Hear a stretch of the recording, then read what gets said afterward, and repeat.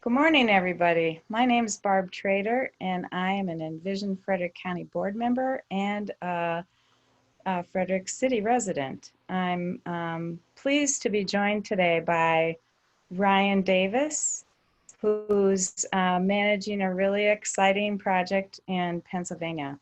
So first, I want to talk a little bit about Ryan.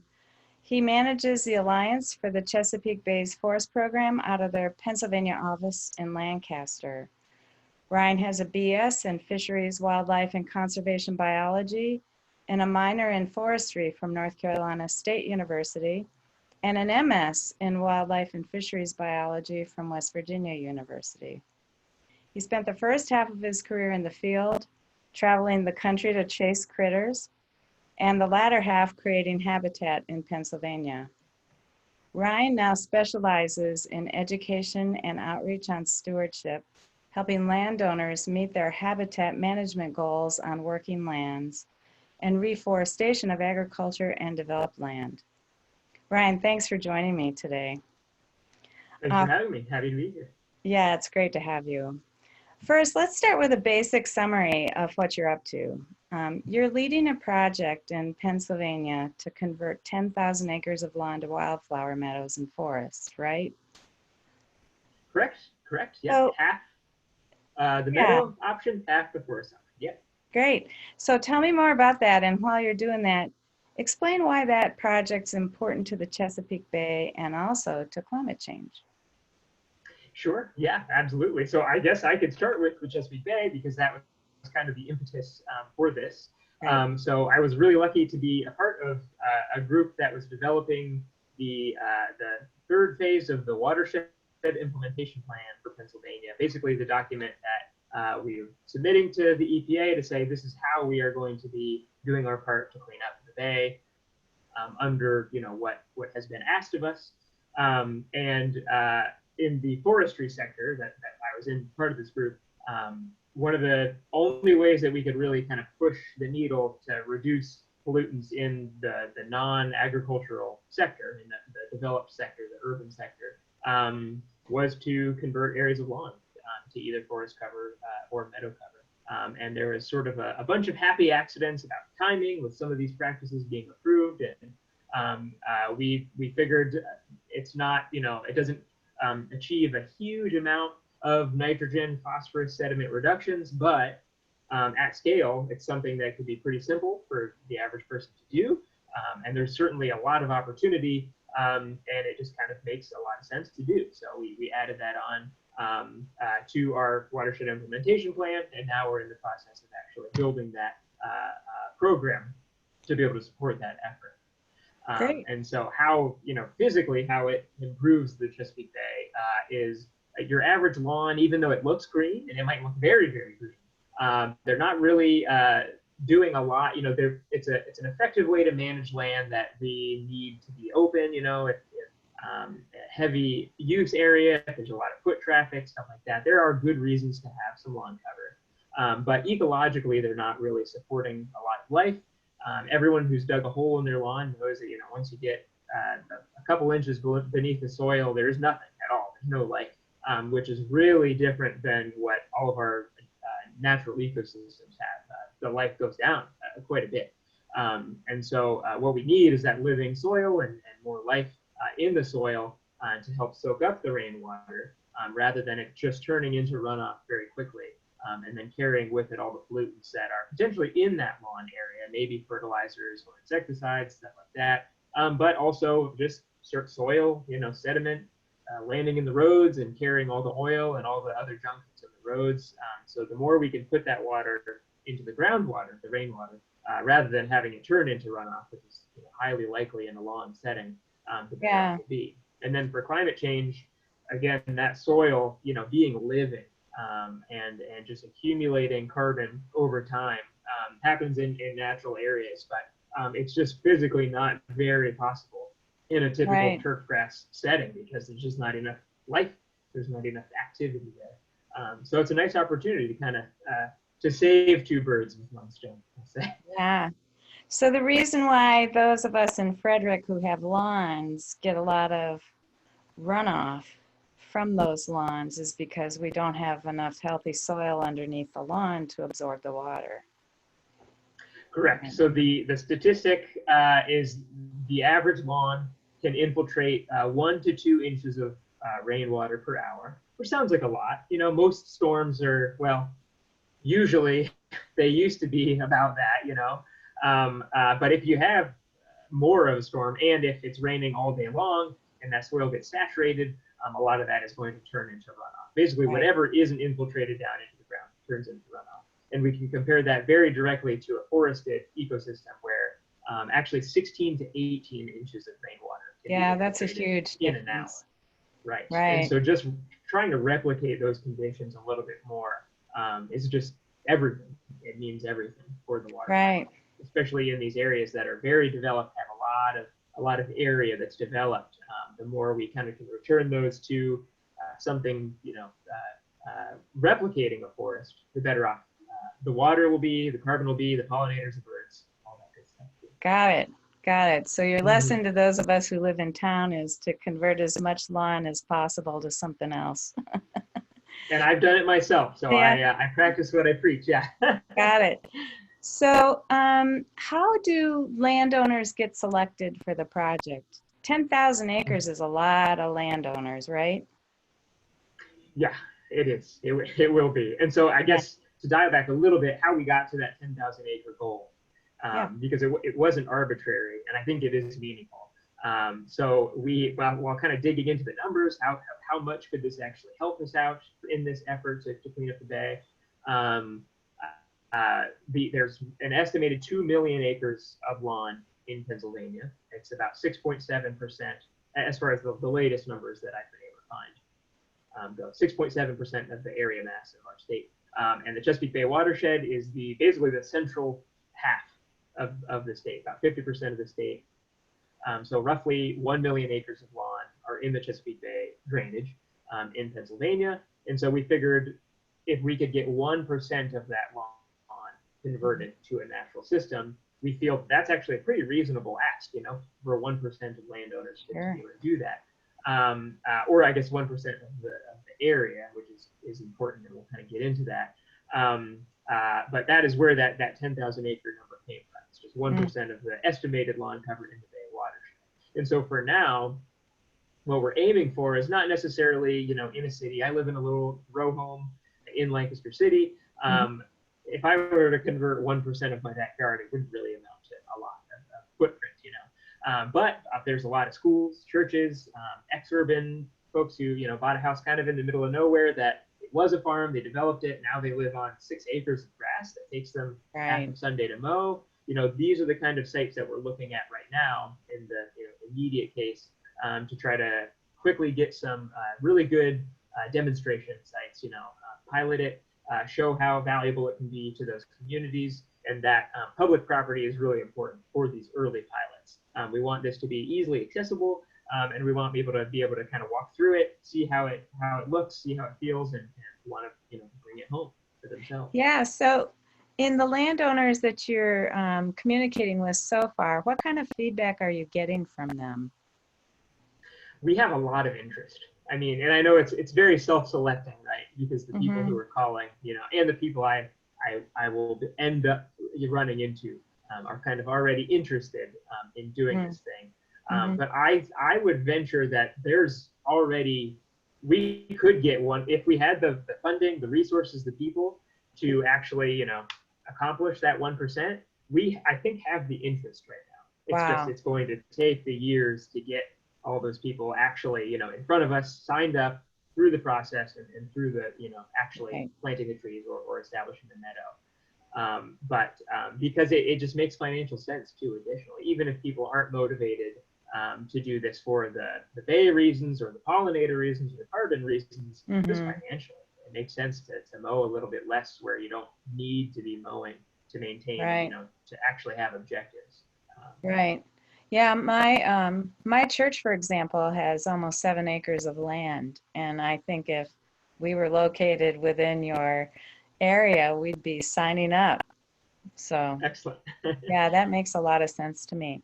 So tell me a little bit about you, when we talked earlier, you talked about the Chesapeake Conservation Landscaping Council. Mhm. Who are they and what role do they have to play in this region that's relevant to what you're doing? Mhm. Yeah, so they are another group that is really focused on conservation landscaping. So traditionally, a lot of so conservation landscaping is a technique for landscaping in a more sustainable fashion. Kind of is exactly what it sounds like. But it's obviously not something that typically the average person already knows how to do well. And so this group is kind of built around training people, supporting the community of folks who do this kind of work, either the sort of nonprofits and state agencies and government agencies, but also the practitioners who do Mm-hmm. this as well. For conservation landscaping, rain gardens, riparian forest buffers, reforestation projects, this whole suite of actions that you can take to be a little bit more sustainable in that kind of developed sphere. And so looking at this program, right now we have some pilot funds. The Alliance has some pilot funds, and DCNR has some pilot funds, and some other groups have some pilot funds to kind of help do this. But if this movement of converting large areas of lawn is going to be sustainable without constantly seeking immense amounts of grant funding, we need people, just contractors, practitioners, to be able to offer this as a service, just like we have lawn care professionals now. And So, honestly, oh, go ahead. so if a homeowner or a church or a business in Maryland has, or in Frederick County, has a desire to go in this direction, they'd be a recommended resource. I think they would be a great place to start. And then additionally, certainly in Maryland, but basically anywhere that you are, the state agency, the DNR in Maryland, Department of Natural Resources, DCNR up here in PA, Department of Conservation and Natural Resources, wherever you are, there is a service forester typically assigned to your county, and they can also be a hub for resources for this kind of, for anything really pertaining to habitat management, reforestation, anything like that. And typically they're very well connected to resources that can, they can, if you call your service forester, no matter where you are, they might have some ideas for other nonprofits you could call or other groups, or they might have a list of contractors you could work with. So I would say that's another really fantastic place to start, no Great. matter where you are, is your service forester. Mm-hmm. Great. So as you're going through the project and beginning to implement it, are you, do you have any recommendations for either practices or even policies that people may want to think about that need to be changed to remove as many barriers as possible for landowners who want to go this way? Yeah.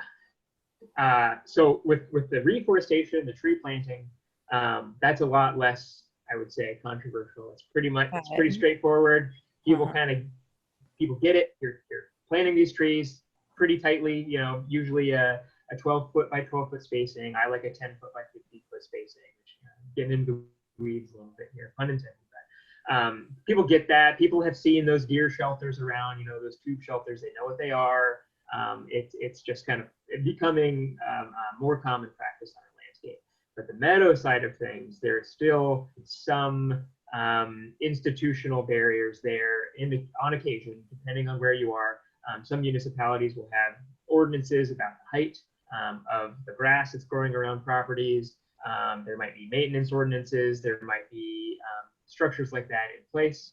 Mm. And so that, I think, would be a good place to start, is examining those statutes on a county level, on a municipal level, and just basically just asking if they can be modified. And Okay. potentially that could be, if it is a situation where and you can see where these come from, right? There is logic behind it. It's not iron-fisted rule over our lawns. It's just, if there's an abandoned property, it can drag down the property's value around them. So it makes sense on a community basis to do that. But if the statutes were changed so that an intentional planting of taller native species was accommodated, as long as it was maintained properly and kept free of invasive, weed plants and things like that, then then I think that would still check everyone's boxes, right? The people who Right. don't want just, 6-foot tall grass in front of an abandoned house growing are happy, and the people who want to do this kind of thing, for the Yeah. water and the carbon and everything else can still, benefit from that as well. We do Now, have to kind of change what people view as beautiful, don't we? yes, and normal, what people think is normal. I think Right. it's a huge part of this equation, is that this is just, I don't think people think twice about lawn cover, as far as where it should be, why it is there even. It's Right. just not, it's not something we think about. It's normal, it's expected, it's anticipated. And so there's kind of two effects of that is A, you buy a place and you move there and it has a lawn by default and you just keep it a lawn, because it's the default. Right. And then B, there's a fear because it's normal and expected that if it's not a lawn, will someone want to buy it?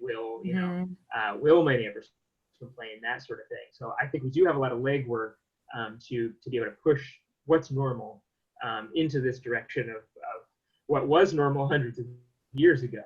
Yeah. I really, honestly, not even that, maybe more 75 years ago or so, before urbanization and suburbanization really exploded so much Right. in the early 1900s. So just we what, have to go back in time a bit for those right. standards. Yeah. So what does your idea of success look like as you're managing this project?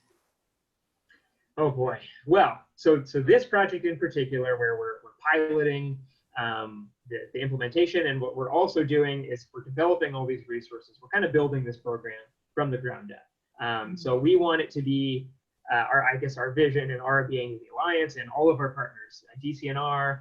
We formed a lawn conversion advisory committee, which is a really big part of this success, I think. It's bringing everyone together who's interested in doing this or who's already doing this, so that we could share lessons learned, we could share solutions, we could work together. We could also train people. That's going to be a really, really big part of the success, is that we need an army of people who are, very well equipped to be able to do this, with the technical knowledge and all the materials that they need to be able to get it done in their own territory. Because right now there's a core group of people who have been doing it for a long time, and we really know what we're doing, and we have a lot of successful projects, but it's not a huge amount of people. So we need to broaden that, train more people, and kind of to your Chesapeake Conservation Landscaping Council, we need more contractors and professionals who are just kind of interfacing with your average homeowner. Because a lot of us who are doing this right now, we are typically more focused generally on landowners. So agricultural areas, establishing meadows there. But for the people who are, what they do every single day is to go to people's backyards and do, conservation landscaping practices, or just landscaping practices, to be able to kind of just pivot a bit, so that this can be a self-sufficient, sustaining thing. And I think to the point earlier about the financials, I would love, because over time it will pay for itself. So your mowing costs, over time, there is some maintenance required with a meadow in particular, with the tree planting as well. The tree planting, you still have to mow for the first couple of years until that canopy gets established and the trees can start to take care of themselves. But after that point, the maintenance is very, very minimal. With the meadow, there is a little bit of maintenance as well to make sure you get good establishment, and then over time to make sure woody species that are creeping in, even if they're native, like black locust. I love black locust. I plant a lot of black locust, but it'll start to dominate a meadow area pretty quickly if you don't do some of these maintenance mows. But what's the average lawn care professional mowing in a year is not once, twice a year. It's more like 20, 25 more, depending on where you are and how the growing season is. So over time, that will save so much money that what I would like to see is a model where a company is offering this service of saying, hey, here's our 5-year plan, and you can hire us for 5 years, and we could either just come and mow 40 times a year or whatever, or we can establish a meadow and take care of it for you for this 5-year period, and they cost exactly the same. Or the meadow option, honestly, could probably cost a little bit less. And so once that becomes a service package or kind of just part of the conversation, I think that'll change things a lot, because again, I think the average homeowner probably understands this even a little bit, or maybe it wouldn't take long for them to remind them, hey, a lawn Right. is not, it shouldn't necessarily be, it is the default right now, but that's just kind of an artifact of sort of, random chance in history, Yeah. and the economy. But for people to be able to actually make a more informed decision on that and be able to do this, I think would be. Sounds like a great business opportunity. I agree. So if anybody's out there, go Yeah, for it, please, please. that's right. I'll support you. Yeah. That's right. So are there any other final thoughts you'd like to share about the Oh boy. program or? Yeah. Well, I think again, I think, well, I'll dial it back a little bit. I'll say two things, I guess. I want to say both things I had. Okay. So the first is that, yeah, if you have any interest or curiosity or anything like that, I would recommend calling, a local professional. So that could be your service forest, or it could be your conservation district. Even talking through how it works. You could do a lot of research online to kind of look at examples of what people have been doing, how it works, that kind of thing. I think the analysis paralysis that faces us, every day is huge with this, because there are things that can go wrong. But I would recommend that you learn as much as you can, talk to people who know what they're talking about, and then potentially try something small on your own Right. property.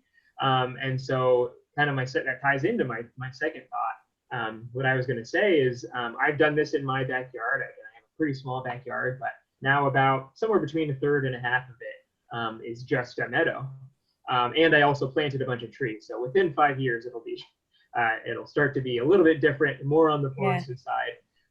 But I cannot, you really can't put a dollar amount to how much enjoyment this is going to be for you. I mean, and now it's under COVID times, we're not traveling, I'm working a little bit less on the weekends and stuff, but we probably spent a total of 5 hours, my wife and I, on Saturday and Sunday. We would sit out and eat breakfast next to the meadow and just watch the bees for like a couple hours afterwards. Just sit there and watch bees. It's fascinating. It's beautiful, and it's so much fun.